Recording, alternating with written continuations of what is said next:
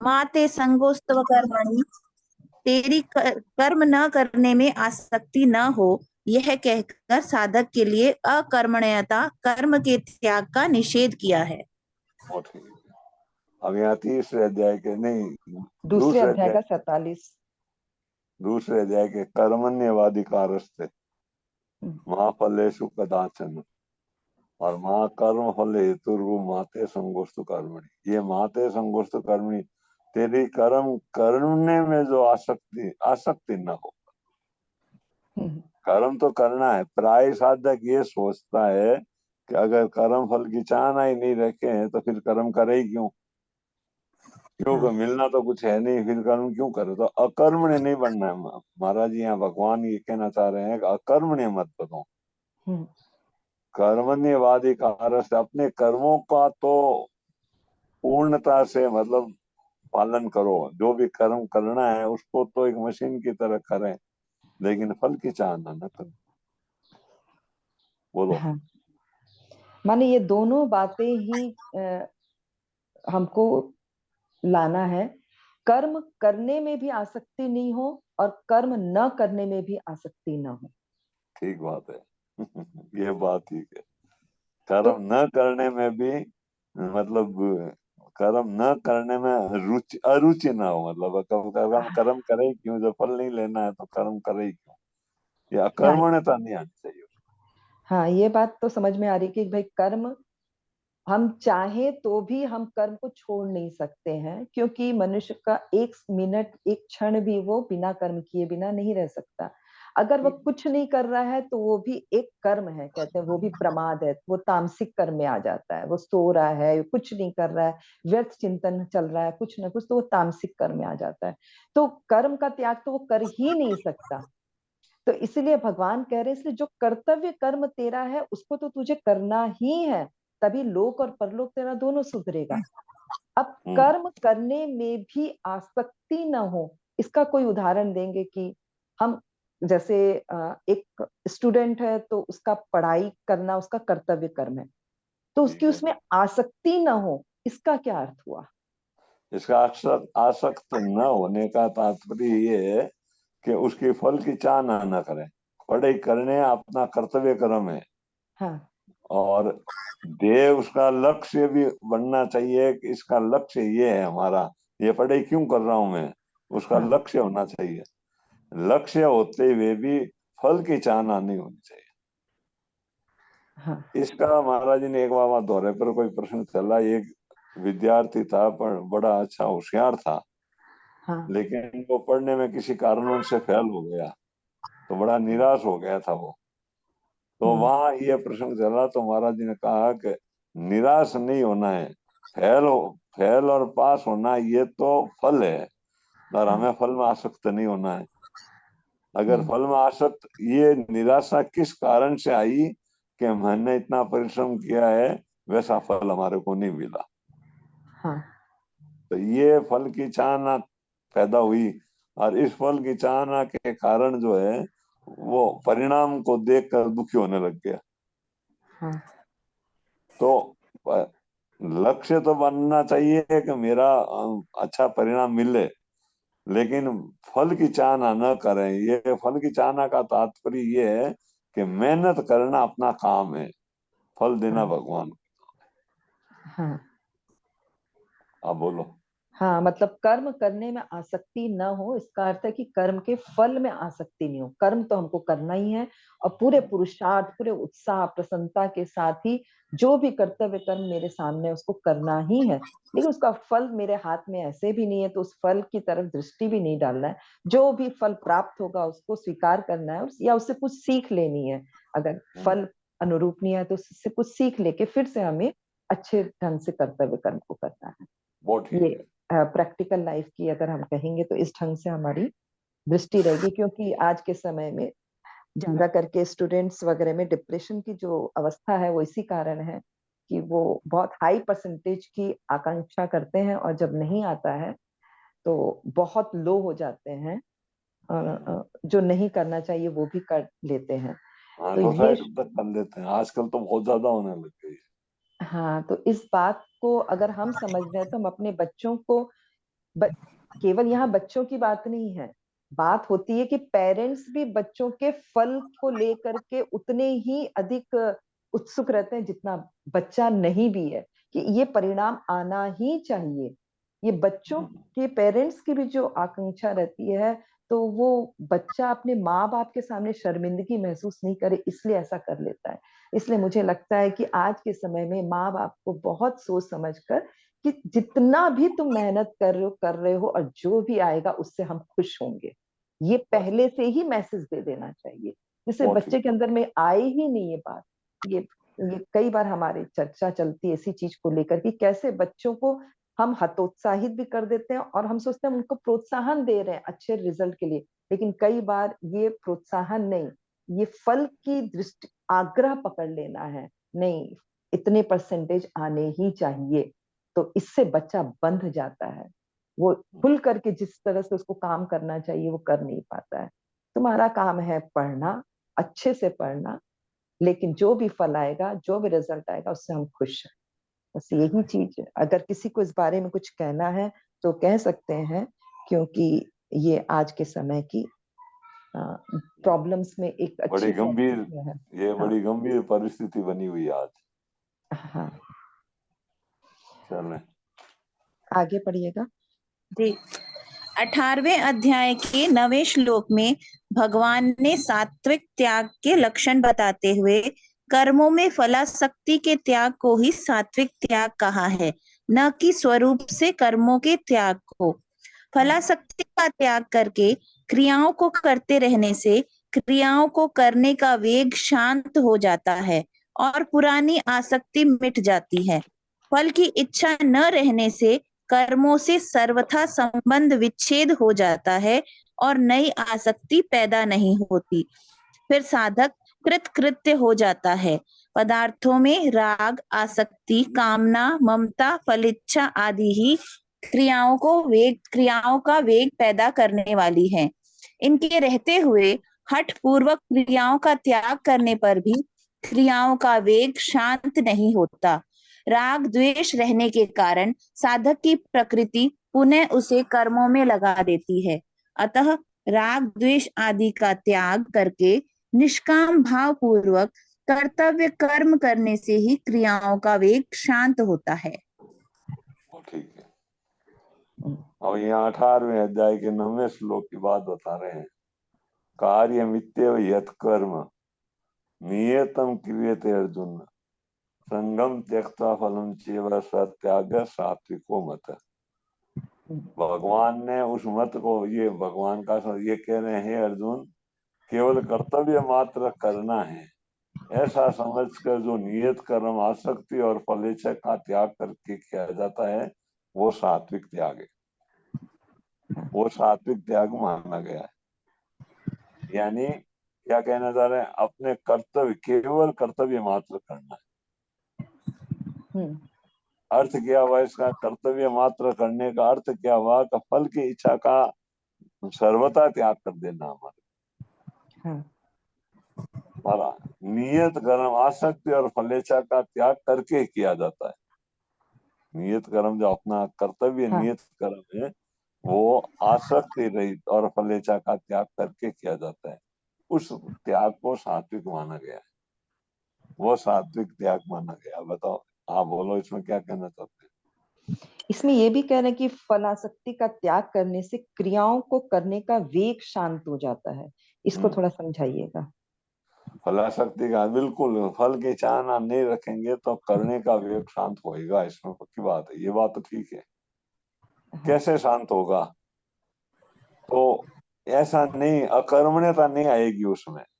एक तो अकर्मण्यता आ जाने से वो उसका वेग शांत होना ये नहीं बता रहे हैं यहाँ। यहाँ वेग शांत होने का तात्पर्य ये बता रहे हैं कि अगर उसकी निष्कामता है, फल की चाहना नहीं है, तो महाराज वो काम तो मशीन की तरह करता है और रुचि पूर्वक करता है, फिर आसक्ति नहीं होती उस काम में। उसकी आसक्ति कब पैदा होती है कि कर्तव्य कर्म करने से, अपना कर्म करने से पहले जो है ना, वो उसके फल की चाहना का एक पहाड़ खड़ा कर लेता है।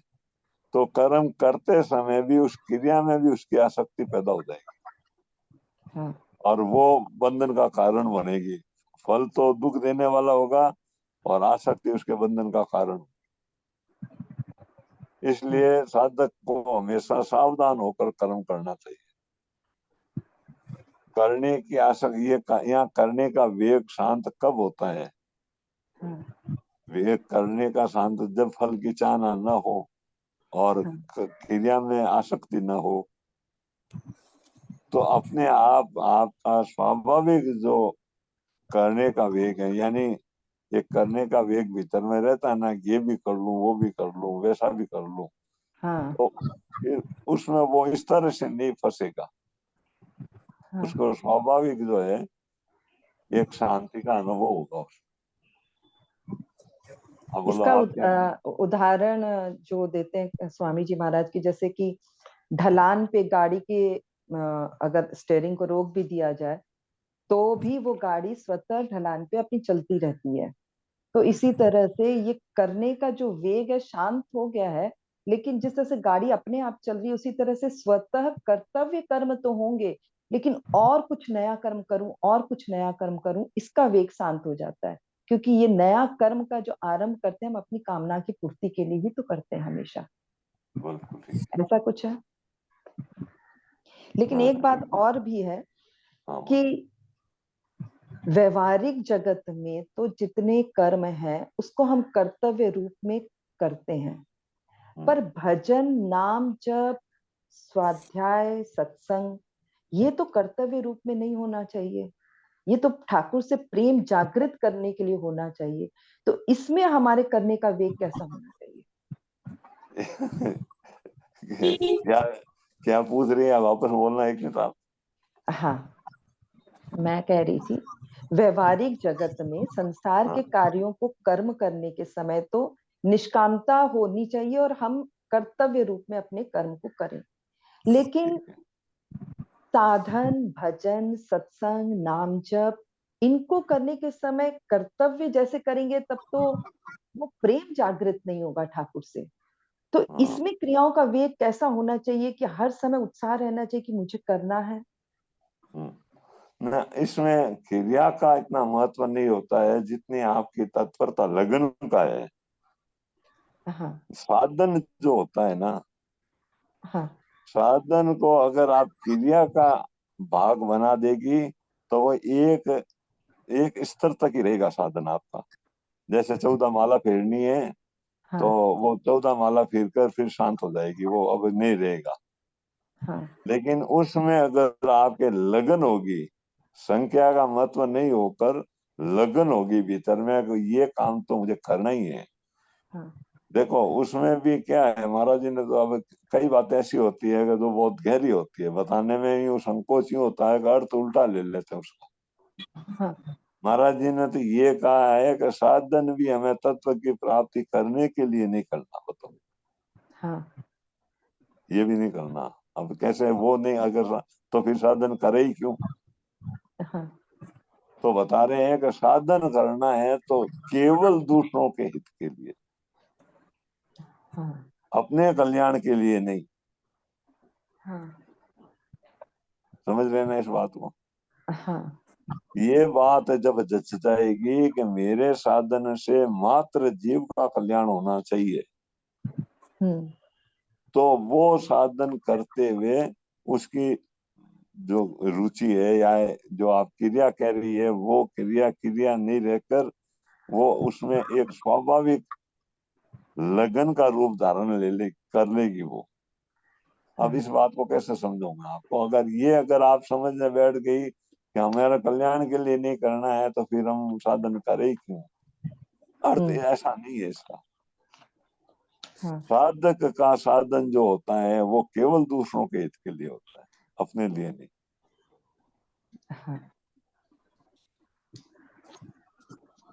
बोलो अब आप इसमें क्या क्या बताना चाह रही है, आप बताओ। नहीं नहीं, बिल्कुल सही है। मेरा जो है कि भजन साधन कर्तव्य रूप में नहीं, बस ठाकुर से मेरा प्रेम जागृत हो, वो स्वतः संबंध जो है उसका अनुभव हो जाए, उसके उस हिसाब से मुझे वो सब कुछ करना है। जिसमें भी ठाकुर की प्रसन्नता है और सबका हित है, सबके हित को लेकर के चलना है। ये बहुत ठीक रेज हैंड कर रहे हैं सत्य प्रकाश जी। हाँ आपको बोलो। अनम्यूट का ऑप्शन दिया हुआ है। हरे कृष्णा। रामा महाराज जी, अभी अभी भी चर्चा चल रही थी फलाशक्ति का त्याग करना चाहिए। तो इस बारे में कल का ही मैं अपना एक अनुभव बताना चाह रहा हूँ कि हमारे जयपुर में गीता परिवार की ओर से अभी इस समय प्रचार अभियान चल रहा है कि ज्यादा से ज्यादा लोगों को भगवान की तरफ सम्मिलित करें। तो मैं कल अपने पड़ोस के मंदिर में गया और वहां पर एक पंडित जी और उनके साथ एक साधक जो हमेशा बैठे रहते हैं पूजा पाठ करते हैं, मुझसे कहा कि आपको जो है ना मेरे साथ मदद ये करनी है कि मेरे जब भी मैं आऊँ आप अपने पहचान के साधक अपने जैसे भाव वाले गीता परिवार में जोड़ने में मदद करें। तो उन्होंने पूछा आपके कितना गीता परिवार सदस्य? मैं कहा हमारे इतने सदस्य कि अभी जब आप कर रहे थे गीता में तब तो आपके इतने सदस्य थे, इतने कहाँ से आ गए? मैं कहा पूरे जयपुर में फैले हुए हैं, सबके अलग अलग गीता सत्संग होता है वहां पर आते हैं। तो उन्होंने मतलब मेरे कर्म को ये नहीं जाना कि इनके भाव ये है कि गीता परिवार से जुड़ना। उन्होंने पहले मेरे से संख्या पूछ ली, मेरे फलाशक्ति पूछ ली, क्या फल है क्या है। तो मतलब मैं निराश तो नहीं हुआ, लेकिन एक प्रश्न ये हुआ कि हर आदमी के कर्म करने से पहले उसको फल के जानने की इच्छा होती है कि भाई आप इसमें क्या मोल है, इसका क्या फायदा है, इसमें कितना होगा। एक ने तो वहां पर बैठे LIC एजेंट ने मुझे कहा, मैं कहा LIC एजेंट नहीं हूं मैं, मेरे को तो सिर्फ भगवान की तरफ से निमित्त है इस बात के लिए, या उसने उचित समझा तो यहाँ भेजा है, नहीं तो वो मुझे कहीं और भी भेज सकता था। तो महाराज जी बस मेरा प्रश्न शंका यही है कि मैं ऐसे लोगों से क्या, मैं तो कुछ मोह नहीं रखता, लेकिन ऐसे लोगों से दूर हो जाना ही मेरा ठीक है। आप मुझे थोड़ा सा और समझा दीजिए। हरे कृष्णा, राम राम। बोलो राठी जी, आप बताओ क्या ये पूछना क्या चाह रहे हैं, आप बताओ।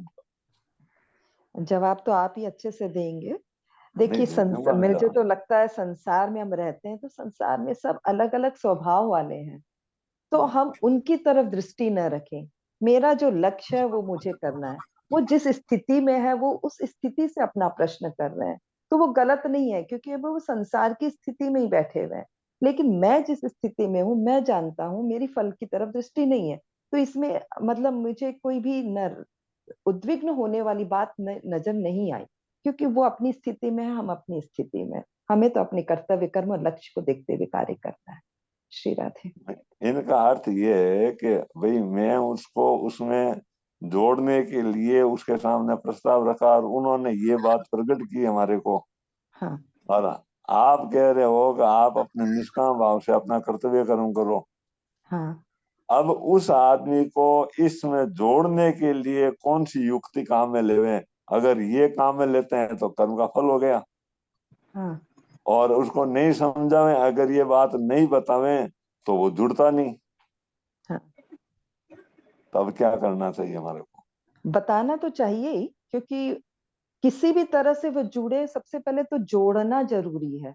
हो सकता है वो, अभी मैं वही कह रही हूँ, जिस स्थिति में जब वो जुड़ जाएगा तो निष्काम, जैसे हम भी तो सत्संग के आने के पहले हम भी फल की तरफ पहले हमारी दृष्टि जाती थी।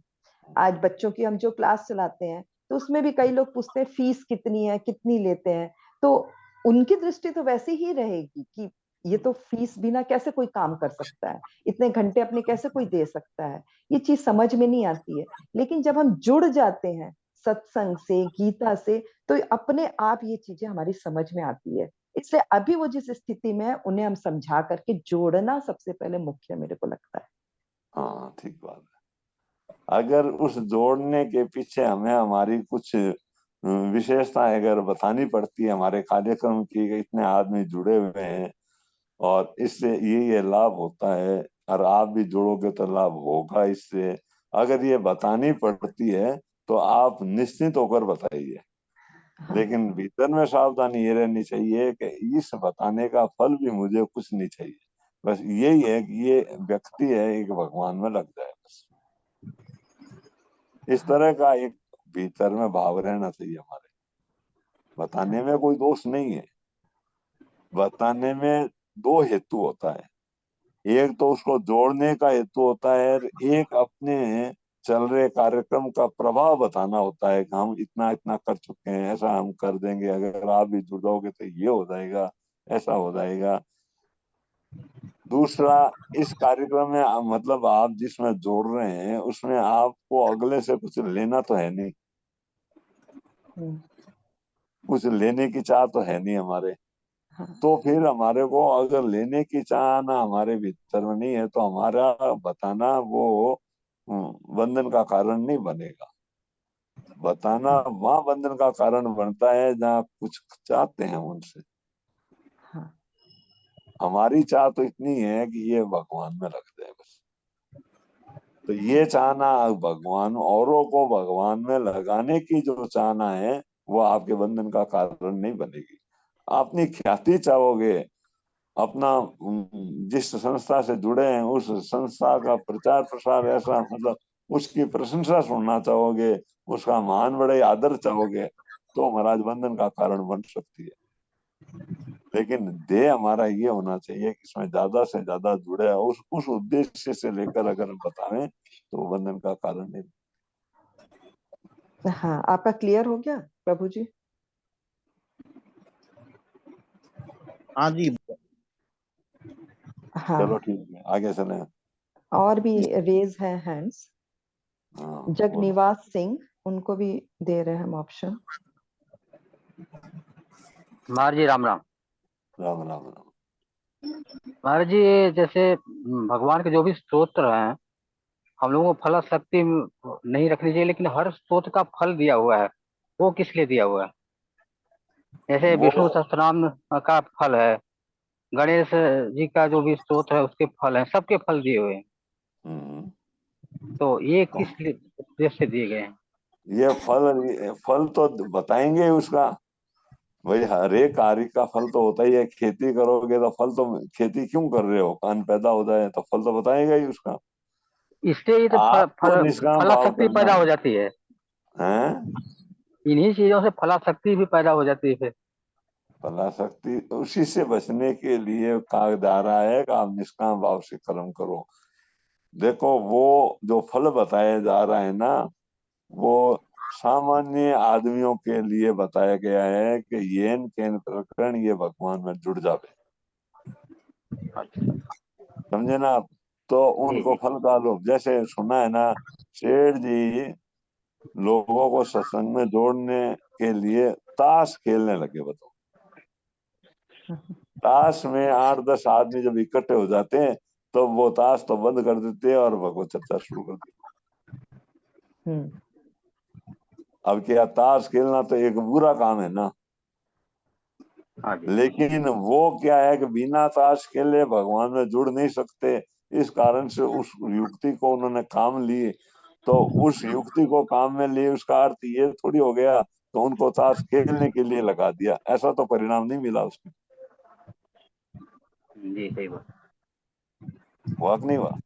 जी ऐसे हमारे को उस फल में न आसक्त होकर, फल की चाहना न करके उस मंत्रों का जाप करें, उस अनुष्ठानों का आप अनुष्ठान करें, लेकिन फल की चाहना न करके।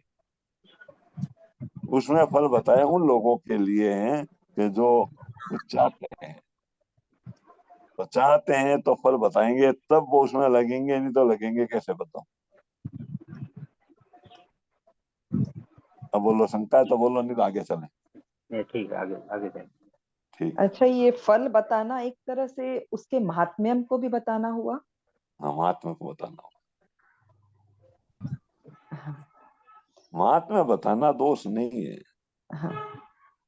देखो, ये जो बनाने वाले मंत्रों का, ये उस मंत्रों पर विश्वास पैदा करने के लिए ये बातें बताई जाती है उसकी। लेकिन साधक जो होगा वो, जैसे विष्णु सहस्त्र नाम का नाम लिया इन्होंने, तो साधक होगा वो विष्णु सहस्त्र नाम का पाठ करेगा, उसके फल की चाहना थोड़ी करेगा। लेकिन एक सामान्य आदमी नहीं लगे उसमें, तो उसको ये बताना पड़ता है कि इस पाठ को करने से ये लाभ होता है। हाँ। बताना पड़ता है कि नहीं बताना पड़ता? हाँ। इसलिए जिन्होंने इसकी रचना की वो जानते थे कि प्राय मनुष्य जो होगा वो फल को लेकर ही किसी में लगेगा, तो उन्होंने इसके बड़े बड़े फल बता दिए, और बड़े बड़े फल बताए उसको लेकर भी अगर वो लगता है, और लगने के बाद मैं तो कहूँ एक फल मिल जावे तो भी उसको लाभ है, और नहीं मिले तभी इतना काम उसने किया, जैसे विष्णु सहस्त्र का नाम पाठ कर लिया उसने, तो महाराज निष्काम भाव से जिसका उद्देश्य था वो तो उसमें हेतु बन ही गया, पाठ तो एक बार उसको करवा ही दिया। हाँ, भगवान ने भी तो गीता में कहा है, चतुर्विधा भजन्ते माम जना सुकृतिनो अर्जुन आर्तो जिज्ञासुर अर्थार्थी ज्ञानी च भरतर्षभ। अर्थार्थी को भी तो अपना भक्त कहा है। हाँ, अर्थार्थी कौन होता है? जो मांगने वाला है। हाँ, चाहना है, फल की चाहना है। देखो इसमें भी शेर जी ने एक बहुत विलक्षण घटना लिखी है कि एक आदमी एक रुत के अनुसार फल लेके आता है, 4 बच्चे वहां होते हैं और 4 फल लेके आता है वो। हाँ। तो फल है, तो जो चारों की नजर उस पर पड़ती है, तो एक तो महाराज उनका कपड़ा पकड़ के पीछे दौड़ने लगता है कि मेरे को दो, मेरे को, मेरे को दो। हाँ। दूसरा है रोने लग जाता है। तीसरा उसको बैठा हुआ देखता है। हाँ। और चौथा उसकी तरफ दृष्टि नहीं डालता। हाँ। तो इसका अर्थ क्या हुआ? अर्थ ये हुआ कि वो जो बैठा हुआ है, जो देखता ही नहीं है, उसको पता है कि मिलने वाला जो है वो तो मिलेगा ही। रोने वाले को रोने से मिलता है, तो तात्पर्य क्या हुआ इसका? वो पीछे पीछे फिरता है। तो इसमें अर्थार्थी, जिज्ञासु और ज्ञानी, हाँ। यानी जो पीछे पीछे फिरता है वो तो अर्थार्थी, ज्ञानी मांगता है। हाँ। रोने लग गया देव देव, वो हो गया अर्थ। हाँ। और देख रहा है वो है जिज्ञासु। हाँ। और जो निश्चित बैठा है वो क्या हुआ? ज्ञानी। वो तो ज्ञानी, ज्ञानी भक्त में आ गया। तो इसी तरह से इन मंत्रों की तरफ अग्रसित, यानी लगाने की दृष्टि से उन मंत्रों का जो ये बताया गया है कि इस तरह से अगर आप करोगे तो ये फल मिलेगा। भागवत की कितनी महिमा है ये बताओ। हाँ। अब महाराज जी कहते हैं कि अमुक जगह भागवत होगी, सुनो देखो कितनी गहरी बात बता रहे हैं, अमुक जगह भागवत होगी, और हम कहीं बैठे हैं, और हमारे मन में ये बात आ गई उस भागवत को हमें सुनना है। तो महाराज जी कहते हैं कि उसके हृदय में भगवान आके विराज गए, बताओ। हाँ, सिर्फ संकल्प मात्र से कि मुझे भागवत सुननी है, अभी सुनने गए भी नहीं है, सिर्फ जाना संकल्प छोड़ो, भर किया। केवल हाँ। वहां अंदर भीतर में एक भाव जागृत, एक संकल्प आया, हाँ। और उससे उसको उसके हृदय में भगवान आके विराज गए। हाँ। तो अब ये अगर देखें तो भागवत सुनने के लिए जाना उसके हाथ की बात थोड़ी है, जावे नहीं जा सके, क्या परिस्थिति आवे, लेकिन उसने उस भागवत के पुण्य को तो बैठे बैठे कमा लिया, बिना मतलब बिना कोई उद्योग किए। हाँ। केवल एक जिज्ञा, एक भीतर में चाहना जागृत हुई जो भागवत सुन। हाँ। चलो अब बोलो, आगे चलें, और कोई प्रश्न के अनुसार कोई बात है तो चलें। ये कौन पूछ रहे हैं? और दुर्गा जी भी आपको अनम्यूट का ऑप्शन दिए हैं।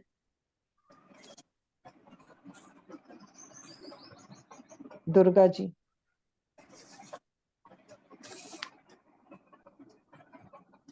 चलो आगे, कीर्ति जी आगे चलो अपन इसमें ये बोलने। जी, जिन साधकों की सगुण साकार भगवान में स्वाभाविक श्रद्धा और भक्ति नहीं है, प्रत्युत व्यवहारिक और लोक हित के कार्य करने में ही अधिक श्रद्धा और रुचि है, ऐसे साधकों के लिए यह सर्व कर्म फल त्याग रूप साधन बहुत उपयोगी है।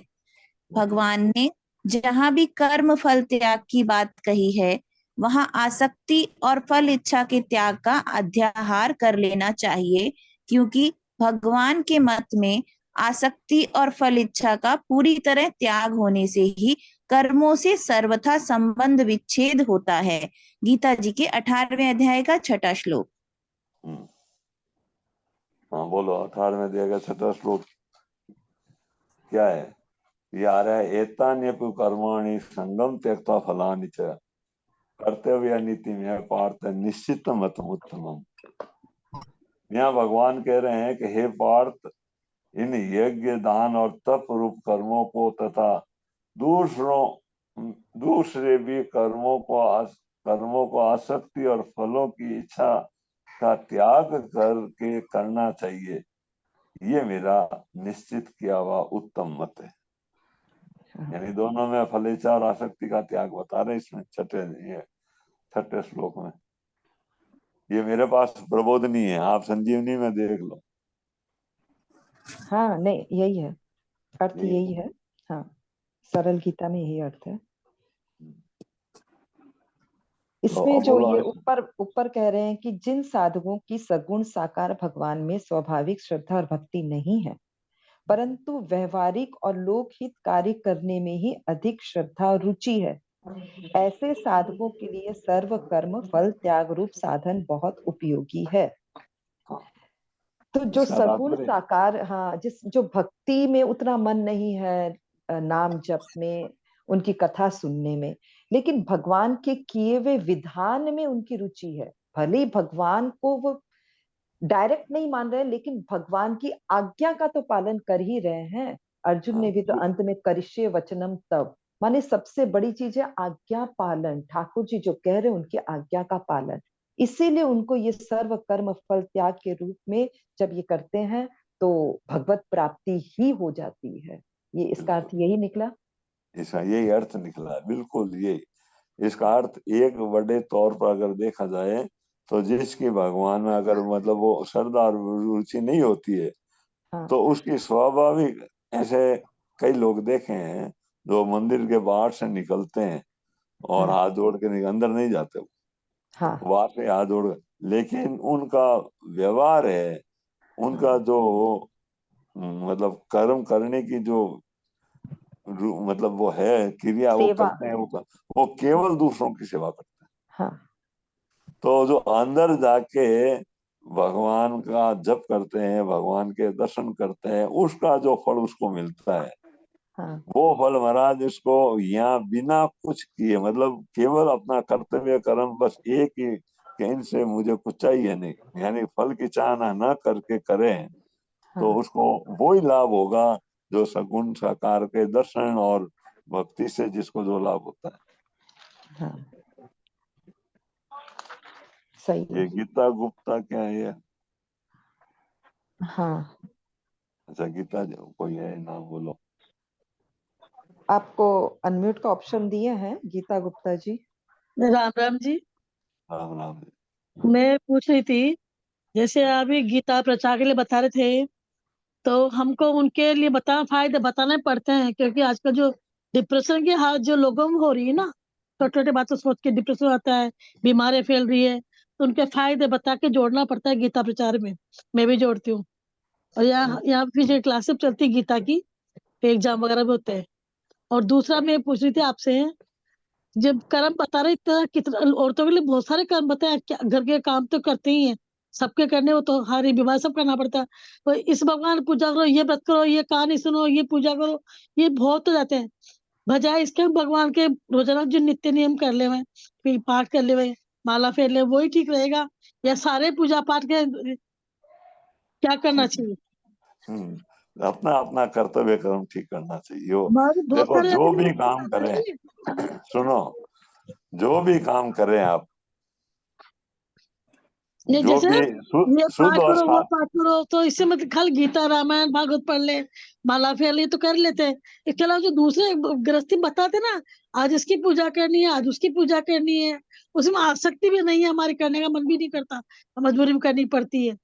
आज भाई दो जाके दिए पूजा करो, आज इसकी पूजा करो, आज रोज का, ये मतलब क्या मतलब? इसका समझ में नहीं आ रहा मेरे को, तो करे नहीं करे। बताओ ना दीजिए, बताओ। हाँ, इसको हम दो भाव से कर सकते हैं, मुझे ऐसा लगता है। बोलो। पहला तो अगर पुराण या हमारे पूर्वज जिससे बड़े बुजुर्ग प्रसन्न होते हैं, हम उसको करें, लेकिन उसमें भगवत भाव रखते हुए ही करें। ठाकुर जी तो सब रूप में प्रकट हुए हैं, तो हम उसमें भगवत भाव करते हुए करें कि ठाकुर जी आप ही इस रूप में प्रकट हुए हो और आपकी ही मैं इस तरह से पूजा कर रही हूँ। और दूसरा भाव ये भी हो सकता है कि पहले के समय में औरतों को इन सब चीजों से जोड़ने के लिए, क्योंकि और कोई दूसरी एक्टिविटीज पहले नहीं थी इतनी, तो उनको हमेशा धर्म से जोड़ने के लिए इतनी सारी पूजाओं और कई तरह की बताया जाता था। अगर आज हम नहीं भी कर पा रहे हैं और अगर हमारा मुख्य प्रेम गीता जी से, रामायण जी से, भागवत जी से भी है, तो ये ही हमें भगवत प्राप्ति पहुंचा देगा। फिर उस कहानी पुराण में हमारा जाने का अर्थ नहीं बनता है। लेकिन हम किस परिस्थिति में उसको हमको देख करके दोनों में से जो भी युक्ति है उसको अपनाना होगा, मुझे ऐसा लगता है। आप बताइए प्रभु जी। चलो ठीक है, नहीं आपने ठीक बता दिया। अब आगे चले अपन। हाँ मेरे मन में तो एक ही बात आ रही थी हाँ कि आप जो भी कर्तव्य कर्म कर रही है ना, जो भी करें वो भगवान का मान कर ही करें, चाहे वो साधन वजन करें चाहे घर का काम करें। हाँ जैसे आप देखो, यत करोषि यदस नासी हाँ और यज्जु होशी ददासी यत, 9 का 27 में भगवान कह रहे हैं हाँ वो भगवान के अर्पण करने के लिए करना है अपने को। उससे हाँ अपने को और कोई विशेष मिल जाए ये भाव हमारे नहीं रहना चाहिए। अब चाहे वो घर का काम कर रही हो और चाहे साधन भजन कर रही हो, कोई भी काम करें केवल भगवान के अर्पण करें। हाँ। चलो अब आगे चलें। ठीक। संपूर्ण कर्मों के फल इच्छा का त्याग भगवत प्राप्ति का स्वतंत्र साधन है।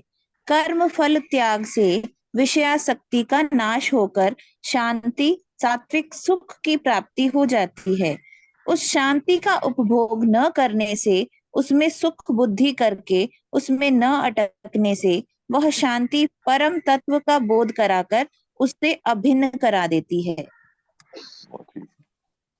11वें अध्याय के 55वें श्लोक में भगवान ने साधक भक्त के 5 लक्षणों में एक लक्षण संग वर्जित आसक्ति से रहित बताया था। इस श्लोक में भगवान संपूर्ण कर्मों के फल त्याग की बात कहते हैं, जो संसार की आसक्ति के सर्वथा त्याग से ही संभव है। इस सर्व कर्म फल त्याग का फल भगवान ने इसी अध्याय के 12वें श्लोक में तत्काल परम शांति की प्राप्ति होना बताया है। अतः यह समझना चाहिए कि केवल आसक्ति का सर्वथा त्याग करने से भी परम शांति अथवा भगवान की प्राप्ति हो जाती है। हाँ, वो ठीक है। बोलो जी। मुझे ये पूछना है कि अगर हम सात्विक सुख में ही अटक जाते हैं तो भगवत प्राप्ति तो नहीं होती, पर क्या मोक्ष होता है, जीवन मरण से मुक्ति? सात्विक सुख में जैसे आया ना, सात्विक सुख तो वहां बताया है, तत्र सत्व निर्मलत्वा प्रकाश कमना सुख संगे न बदनाती, ये तो बता रहे हैं भगवान। 14 का 6। अच्छा, 14 के 6 में बताओ, देखो क्या भगवान क्या बता रहे हैं उसमें। तत्र सत्वम निर्मलत्वा प्रकाश कमना सुख संगे न बदनाती ज्ञान संगे न चाणक। हे निष्पाप, उन तीनों गुणों में सत्व गुण तो निर्मल होने के कारण प्रकाश करने वाला और विकार रहित है। वह सुख के संबंध से और ज्ञान के संबंध से अर्थात उसके अभिमान से बांधता है। हाँ, यहाँ कह रहे हैं कि हे पाप रहित अर्जुन, उन गुणों में सत्व गुण निर्मल स्वच्छ होने के कारण प्रकाशक और निर्विकार है। वह सुख की आसक्ति से और ज्ञान की आसक्ति से देह यानी बांधता है। वो सुख भी वो सुख भी आपको यानी सात्विक सुख भी आपके बंधन का कारण बन जाता है। कब? यही मेरे को पूछना है कि सात्विक सुख भी हमारे वापस जीवन मरण का कारण बनता है, बन जाता है। कब? जब वो आसक्ति यानी देह में बांधता, कब बांधता है? जब उसमें वो उस सुख की आसक्ति से और ज्ञान की आसक्ति से देह को बांधता है। यानी उस सुख का जो सुख मिला है ना, सात्विक सुख, उसका अगर हम भोग कर लेते हैं तो वो सुख हमें एक तो आगे नहीं बढ़ने देगा। देखो सात्विक सुख से जो अतीत है ना वो बोध है। हाँ। ये 3 गुण प्रकृति तक बताए गए हैं। अगर साधक सात्विक सुख का भी भोग न करें तो उसको बोध हो जाता है। हाँ। अगर वो सात्विक सुख का भोग करने यानी उसमें राजी होने लग गया तो वो उसमें बंध जाएगा, आसक्त हो जाएगा तो बंध जाएगा वो। हाँ। इसलिए भगवान यहाँ कहते हैं कि सात्विक सुख का भी भोग नहीं करना हमारे को। अब सुख तो आएगा ही। जैसे अभी अपना प्रसंग चल रहा है कि निष्काम भाव से अगर आप कर्म करोगे तो शांति मिलेगी। हाँ। करे ना निष्काम भाव से। अब हम शांति मिलना मिलना मिल गई, हमारे को शांति मिल रही है। अब उस शांति में हम अगर राजी हो जाते हैं तो वहीं अटक जाते हैं, तो वो हमें तत्व की प्राप्ति नहीं होने देती। अगर उस अब शांति तो रहेगी।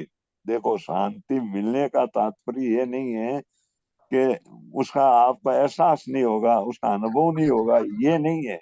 अनुभव तो शांति का होगा, लेकिन उस शांति में हम राजी हो जाएंगे ना। एक राजी होना अलग है और शांति का अनुभव होना अलग है। हाँ, राजी जैसे होने अब का अर्थ हुआ कि हम बार बार फिर वही चेष्टा करेंगे जिससे वो कि बन मुझे ही वो रहे, शांति मिले। ये हाँ, बनी रहे। देखो वो बन ही रहे, हमारे जो शांति मिली है ना हाँ। वो बनी रहे हमारे। ये हो गया उसके फल, उसकी चाहना, आसक्ति, और ये आपको आगे नहीं बढ़ने देती। तो थोड़े समय बाद वो शांति भी आपकी मिट जाएगी, क्योंकि बनी गुण है वो, सात्विक सुख का गुण है वो। तो सात्विक गुण चाहे वो सात्विक हो चाहे तामसी हो कोई राजसी हो, ये प्रकृति में चलते ही रहते हैं, निरंतर इसमें परिवर्तन होता ही रहता है।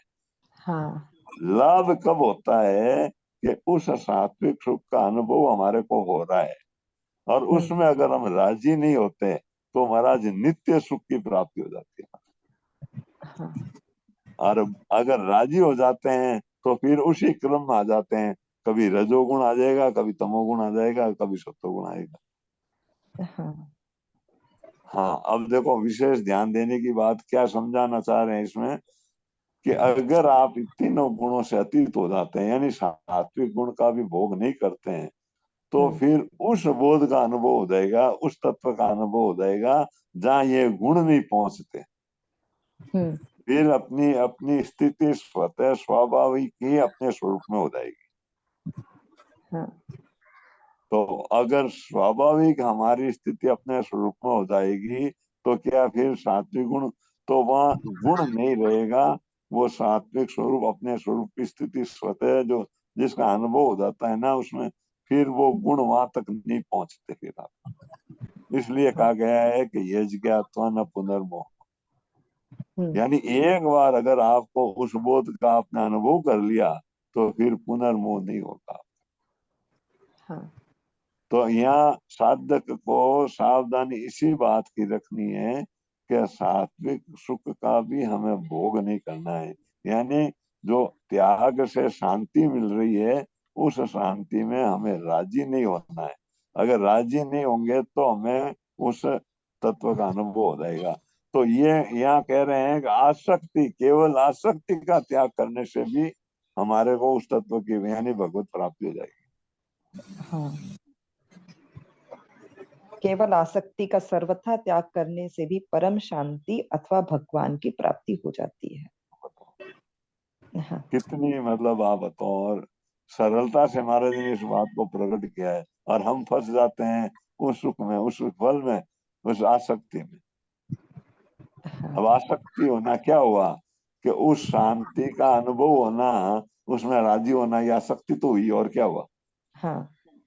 अगर उसमें आसक्त न हो हम तो महाराज उस तत्व का बोध उसी समय आपको तत्काल हो जाएगा। लेकिन क्या होता है कि जैसे ठंडी हवा चलती है ना, गर्मी बहुत ज्यादा है और ठंडी हवा का जब शरीर का संग होता है ठंडी हवा का, तो भीतर में एक, अब वो ठंडी हवा तो शरीर तक सुख पहुंचाती है हाँ लेकिन उस सुख को हम भीतर तक ले जाते हैं, हाँ कितना आनंद आ गया, कितना, वो महाराज फिर फसावट का काम, या आसक्ति होंगे उससे। तो आसक्ति का त्याग करने मात्र से उस तत्व का अथवा परमात्मा शांति का अथवा परमात्मा की प्राप्ति का अनुभव होता है। कहने का भाव सीधा सा है कि हमें उसमें फंसना नहीं है, उससे वो मतलब उससे उसमें फंसना नहीं, मतलब उसमें आसक्त नहीं होना है। अगर उस शांति का भी भोग हम नहीं करेंगे तो तत्व का बोध हमें तत्काल ही हो जाएगा। आज हमारी फसावट गुणों में तो है।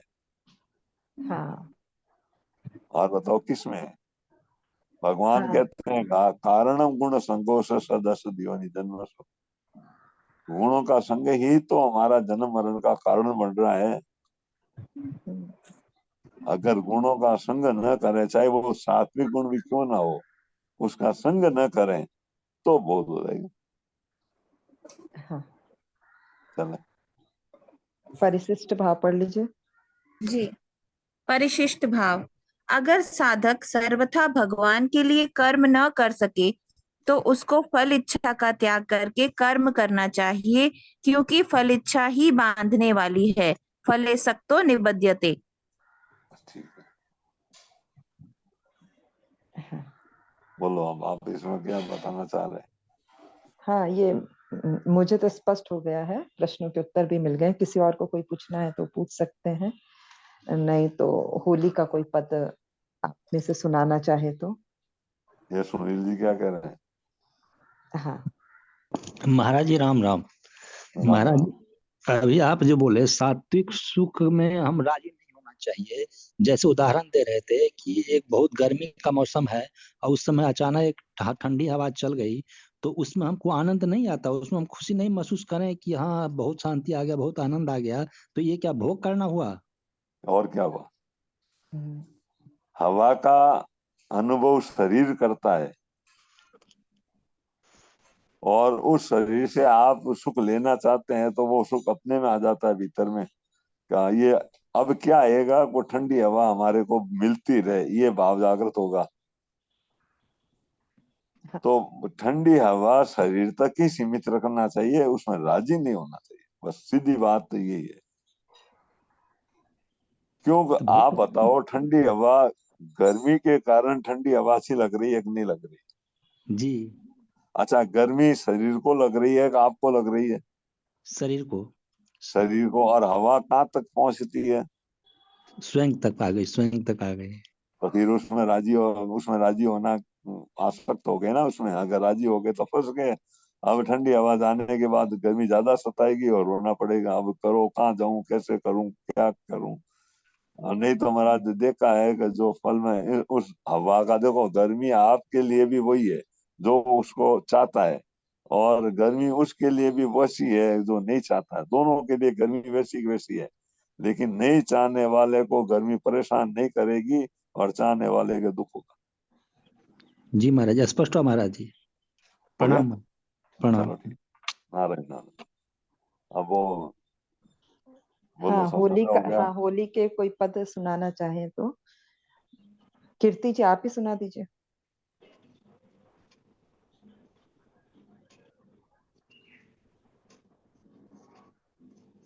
राम अवतार जी जुड़ने को कह रहे थे, जुड़े तब नहीं, फिर अब तो उसमें लग गए उन।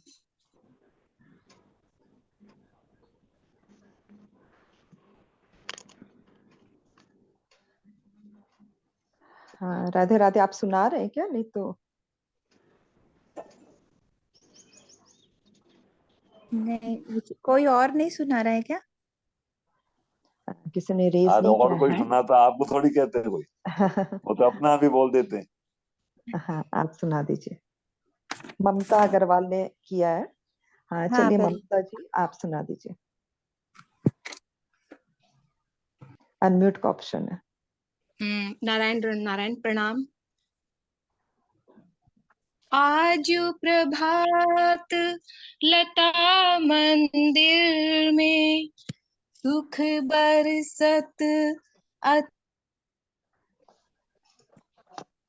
ते हर्षि जुगलवर गौर श्याम अभिराम रंग भरे, लटके पग धरती अवनी पर, कुछ कुमकुम रंजित मालावली, सूरत नाथ श्री श्याम धाम धर, प्रिया प्रेम के अंक अलंकृत, चित्रित चतुर शिरोमणि निज कर, दंपति अति अनुराग मुदित कल, गान करत मन हरत परस्पर, श्रीहित हरिवंश प्रशंस परायण, गायन अली सुर देत मधुरतर, प्रिया प्रिया प्रिया प्रिया, कौन चतुर जुवती प्रिया, जाहि मिलत लाल चोर है रैन, दुर्वत क्यों दुरे सुनि प्यारे, रंग में गहिले चैन में नैन, उर नख चंद्र वीराने पट, अटपटे से बैन, जय श्री हित हरिवंश रसिक राधापति, प्रमथित मैं राधा राधा राधा राधा राधा राधा राधा राधा राधा श्री राधा राधा राधा राधा राधा राधा श्री राधा राधा राधा राधा राधा राधा श्री राधा राधा राधा राधा राधा राधा श्री राधा राधा राधा राधा राधा राधा श्री राधा। राधे राधे, प्रणाम। हाँ, सबको राधे राधे। और कार्यक्रम यथावती होगा। चंदा जी वगैरह कोई दिख नहीं रहे हैं, तो जैसा कार्यक्रम चलता है वैसा ही रहेगा। आनंद है आनंद है आनंद में रहो, कल क्या हुआ कल क्या होगा इसकी चिंता न करो। आनंद है आनंद है आनंद में रहो, कल क्या हुआ कल क्या होगा इसकी चिंता न करो, इसकी चिंता न करो। सियावर रामचंद्र जी की जय, मोर मुकुट बंसी वाले की जय, अनंत कोटि संत महात्माओं की जय, गंगा मैया की जय, साधक संजीवनी की जय। सबको राम राम, सबको मेरा प्रणाम। श्री राधे।